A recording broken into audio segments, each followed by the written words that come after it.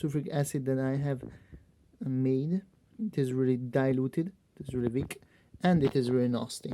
If I am going to vacuum filter it with double paper, I think this is like a pretty big and good improvement. So you connect the 512 any volts, you connect it to this rod. This must be platinum or some other like carbon that is like inert, chemically inert. So because this side of the so I'm going to show you, this has been corroded. As you can see, the carbon is like the graphite rods are falling apart. When they are going to be corroded enough, they will going to collapse under their own weight. So they are going to slide in slowly. The 0 is connected to here. This is the cathode. I think this is the anode, this is the cathode. I'm going to write it up on the screen. I always forget which one is which. We are having magnesium sulfide. We are going to give them electrodes via the electrolysis setup, and Mg and what is SO4, this for the sulfate ion, and the magnesium ion. The magnesium is going to react with the OH, so it is going to form a magnesium hydroxide ion, and the sulfate ions are going to come into the little pot and going to react with the oxygen, thus forming the sulfuric acid, so H2SO4. To optimize this setup, you will need to use like a low voltage, because low voltage tends to run the cell cooler, and with a lower voltage, I mean, there is two sides, one efficiency and one like how the speed. So if you want to do it fast, you will have to sacrifice efficiency. You can optimize efficiency. You either choose efficiency or space. In this case, I have chosen like moderately in between, because I have chosen 5 volts. 12 volts is very good, because 12 volts is like doing it really fast. There are a lot of hydrogen bubbles, and also the reaction is like a lot faster. It is good to initiate and start the reaction, but after like, I don't know, I think that's like 2 or 3 or maybe 5-6 hours.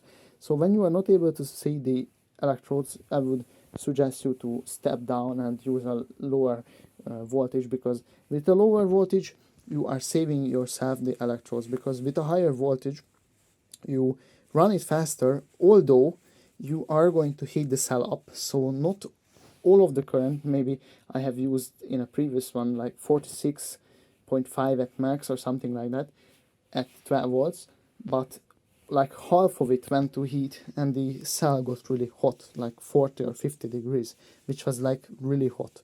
And I don't want to waste the power to like heat the atmosphere and in my room up, or basically the water up, with no like usefulness.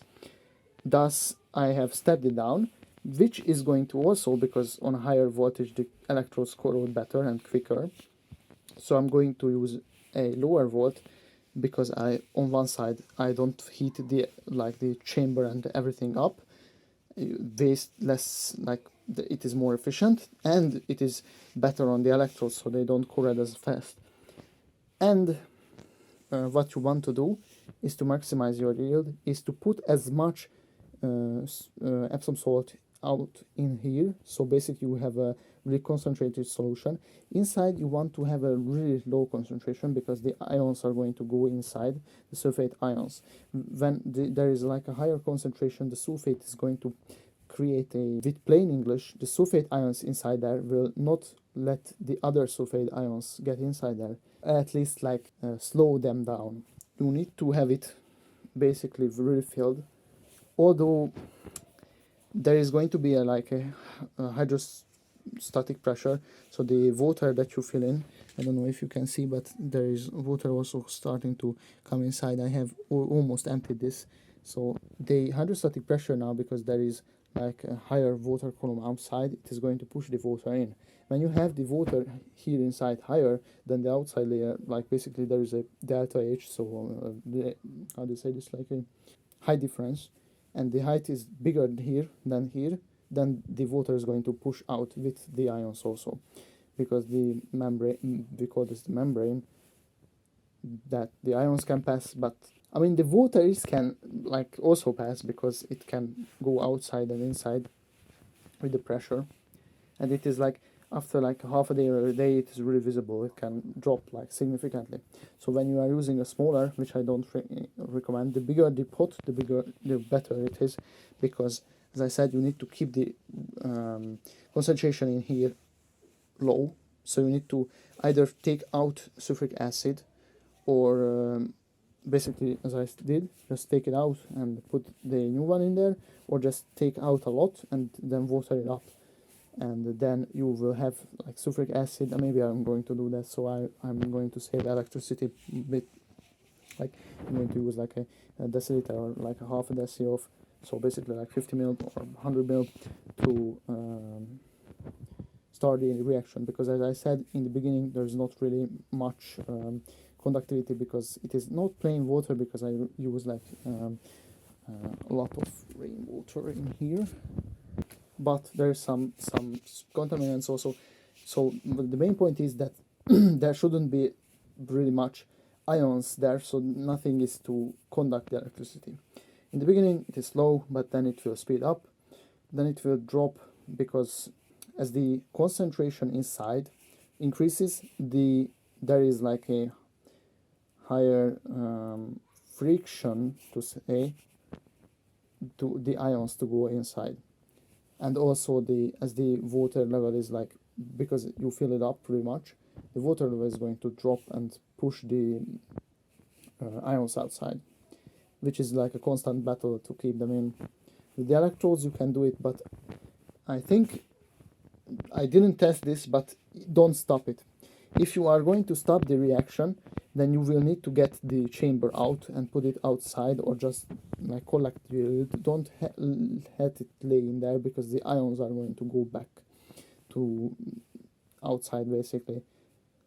And if your water level is higher inside, which is probably going to be the case, then they are going to go outside. So I really hope you then don't do that, because you are going to waste like electricity and yield.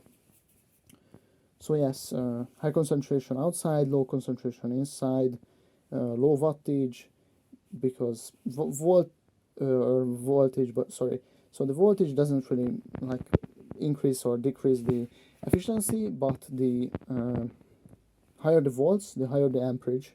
The higher the amperage, the more your electrodes corrode, and also the more you heat the chamber up, so the less efficient you get.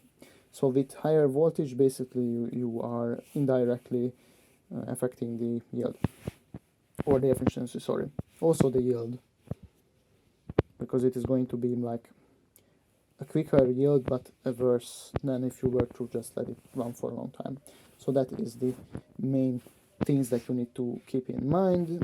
I don't know anything other than this. I hope you found some value in this video. I didn't say this, but this is a really shitty, I mean, I'm going to measure the wattage, so I'm going to do a little test run. I mean, I have done a test run, but I'm going to measure it for you, and going to titrate it, so calculate out the solution's concentration, so how much watt do I need to use to make something concentration. And also, like, it is not going to be strong. I think it is what I have made previously was like 1%.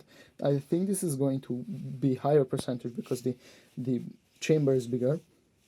So I think this is going to be maybe like 5%, but you need a lot of time to do that.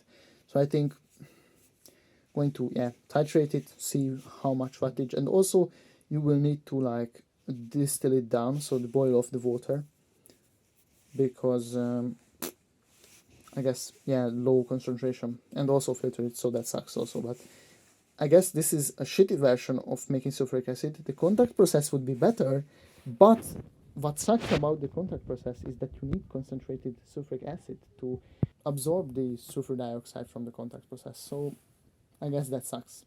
So to make sulfuric acid, you need sulfuric acid, and this method is basically better than nothing. So I think this is a good method for achieving, let's say, a half a liter of concentrated sulfuric acid, which is going to take a long time. But after that you have that much, here my shitty absorption timer that I have successfully re-glued, and hopefully it will not leak this time. This is gloss, and the gloss are there for to basically have a padding, and the gloss is going to fill out the place. There's I think 300 ml of water inside, which is a really low amount, but this is the main reason, because it has a high height, basically a column of water in this case, but this is what I want to fill up with sulfuric acid. It's concentrated at least 50%, but 95% or 98%, so isotropic. Just TLDR, so you need sulfuric acid to basically absorb the sulfur dioxide, because with water it is never going, I mean it is going to react some, but it is really unlikely, so it will just go out. The sulfur dioxide doesn't really like to react, or even sulfur trioxide really doesn't like to react with water. It does, but so sulfuric acid, it went up to 13.2 watts of consumption, total 714 watts. It is 2.5 days. It doesn't write it, but yes, so yes, you can see 12:15, so 2.5 days almost. So I'm going to turn this off and now titrate the solutions to see how much we got. You can see here how much the electrodes have corroded. 50.15. So what I'm going to do is I'm going to measure out some I don't know, half gram of ammonium sodium hydroxide, if I can find it. This is going to be too much probably.